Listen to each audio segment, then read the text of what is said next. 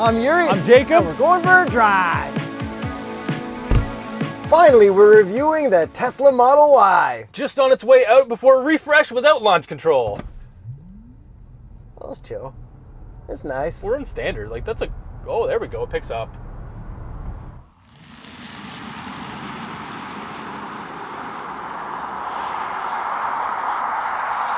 Not much off the line, but then it definitely picks up. And then this has a performance variant that we are not in. That's right. We got these from a Tesla dealership, so shout out. Yep. Model Y has been around for a while, like 5 years, 4 years. Yeah, so that's why I said it's due for a refresh. The Juniper is coming in 2025. It's going to get the same headlights as the new Model 3, and that's about it, probably? Most likely, but it's also going to get like better seats, I think suspension, things like that people complained in the Model 3 that got updated. So this one, I do have some complaints. And then this is the SUV version of the Model 3 because the Model X is the SUV version of the Model S, pretty much. And then there's the Cybertruck, which we did a review on.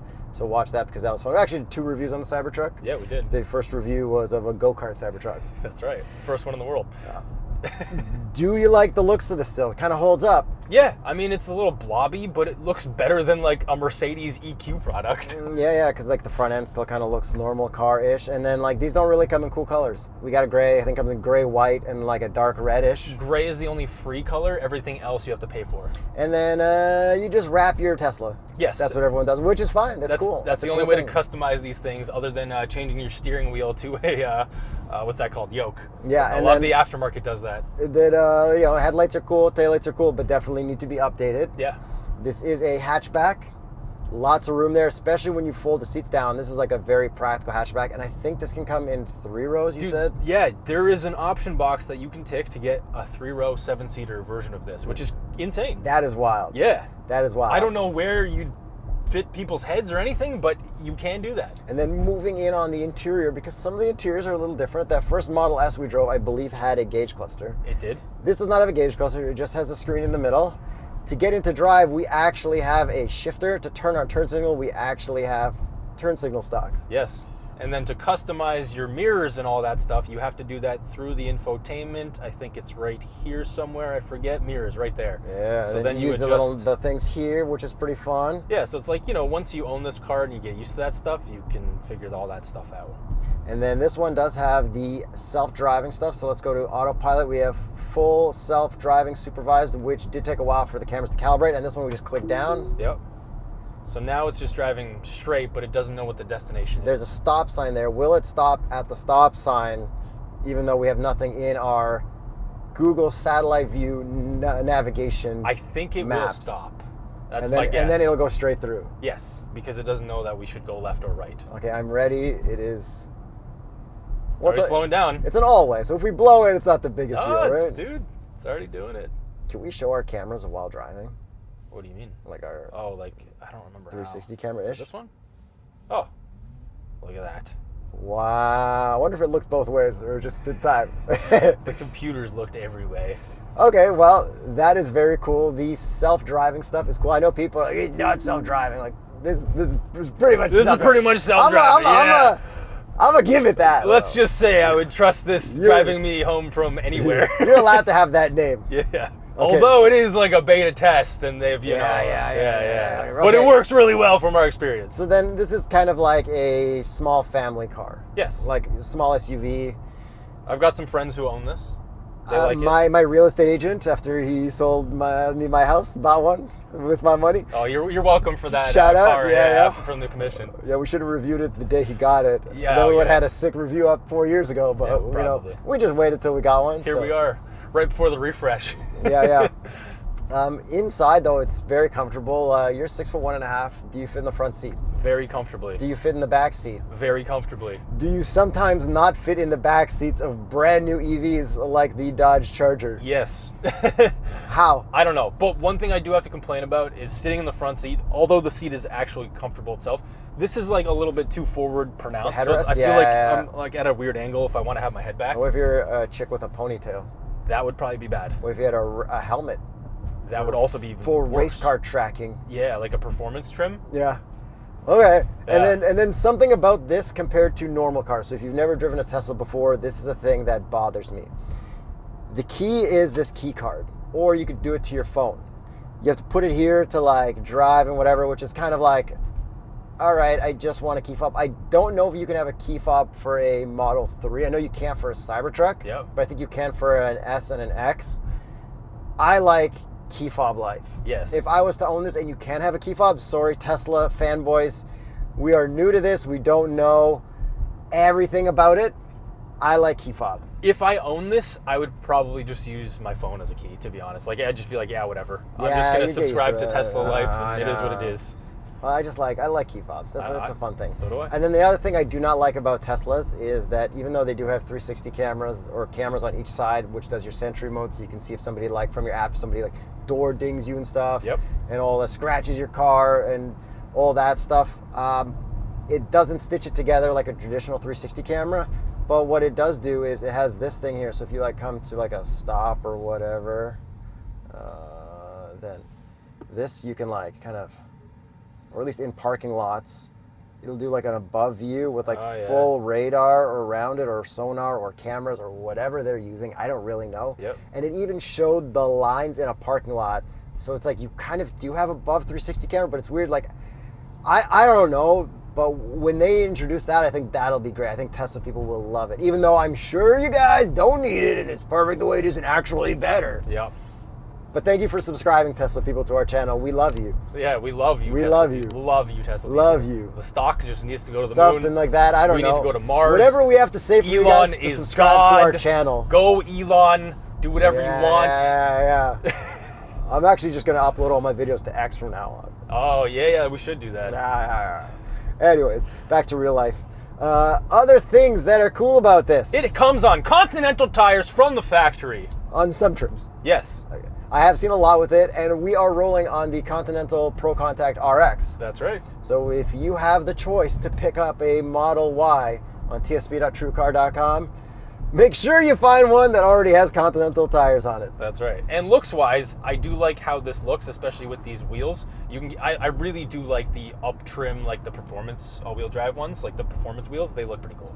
Yeah, I think some of them have like the hubcaps that can come off, and then it's like still a cool wheel below there. But we all have followed the Jason Fenske escapades of fat sidewall. Holy crap. Yeah, that truck was sick. Country trucks. We all followed that, so we know you should get the fat sidewall or you might blow your tires or whatever like he did. Yep. And then you do get robbed of some range if you do get the larger wheels. So your range for this thing, this is the all-wheel drive, long range. Hey, wait. I don't care because it's on the Tesla Supercharger network and they have chargers everywhere. You can charge easily. Through the navigation, it'll tell you where to charge. I don't care about range. Because it doesn't matter. Because they actually have good charging infrastructure. So for those of you that do, the range is actually 501 kilometers. Dang, bro. That's a lot. Would you want a performance over range? For this, I honestly don't care. This is a people mover. This is a vessel from A to B. Like, that's it. Let's vessel your butt from A to B. And for me, from B to A. Normal controls for the seat. That is very nice. I don't have lumbar. Do you have lumbar? Yeah, I do. Oh, nice. Okay. Maybe when you get into drive now, it'll show you the above radar stuff. Okay, so it's telling me to tap the key card to drive. Right here. Which is interesting. Okay, there. Yeah. So drive. Now, what did you want to see there? Yeah, see, look.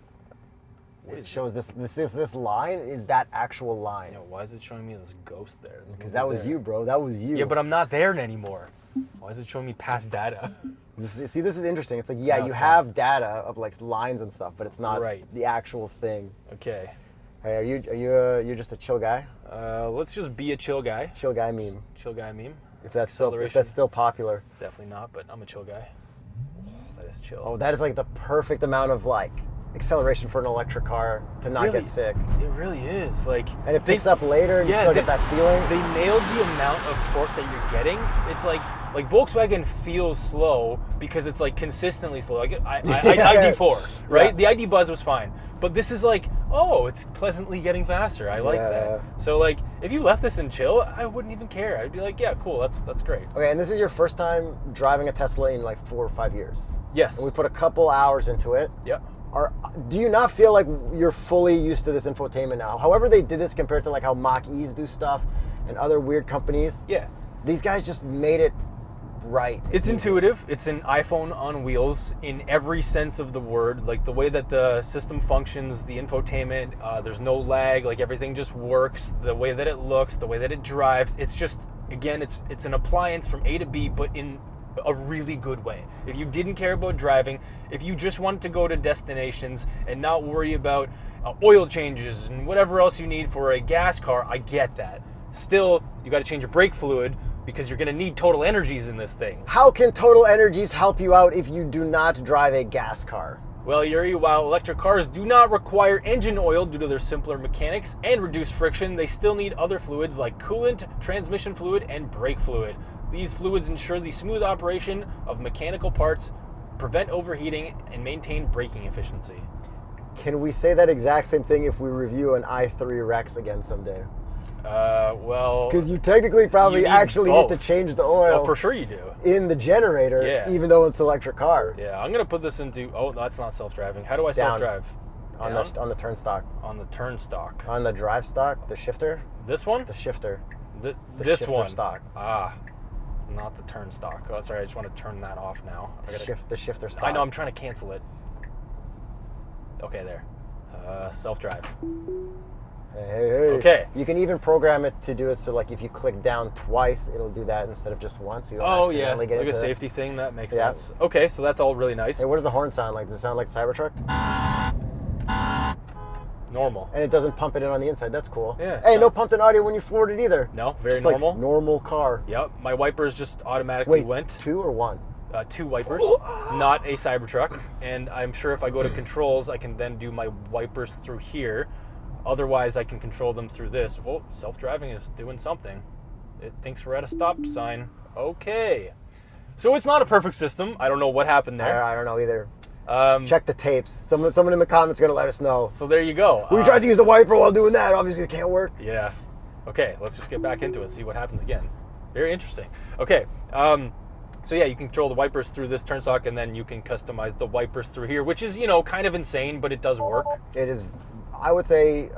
poor weather detected. There we It go. was literally not even raining. It was just the roads were a little wet. Because the wipers went, so the system was probably like, there's enough moisture to, yeah. But yeah, this whole thing's a little distracting. Yes. A little distracting. Like, I wouldn't want my mom driving this car. No. And using any of this. Yeah.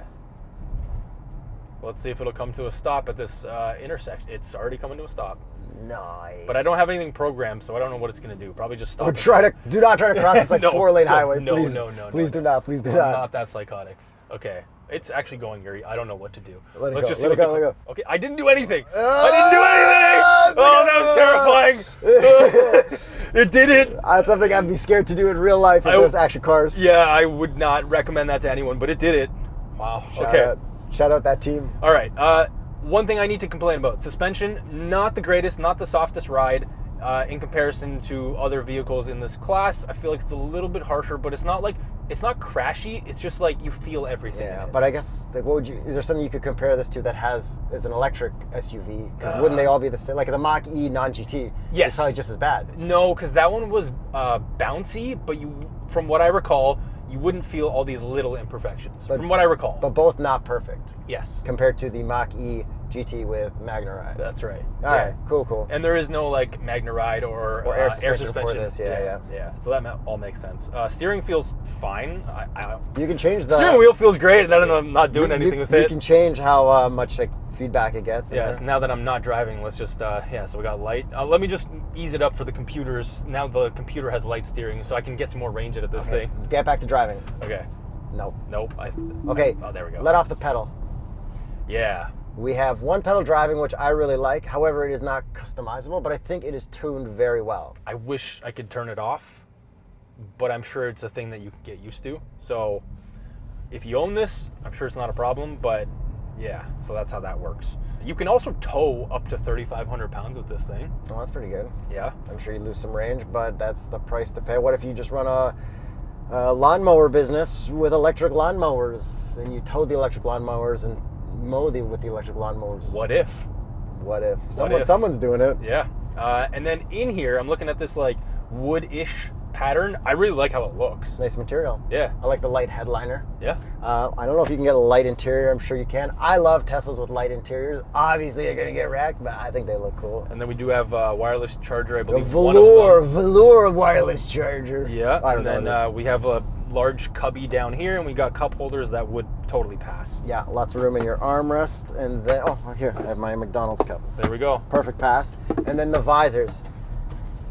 3, 2, 1. Yo! Wow! Who would have thought? Good job, Tesla. See, they thought about this, and that's why. I was trying to force it in. Yeah.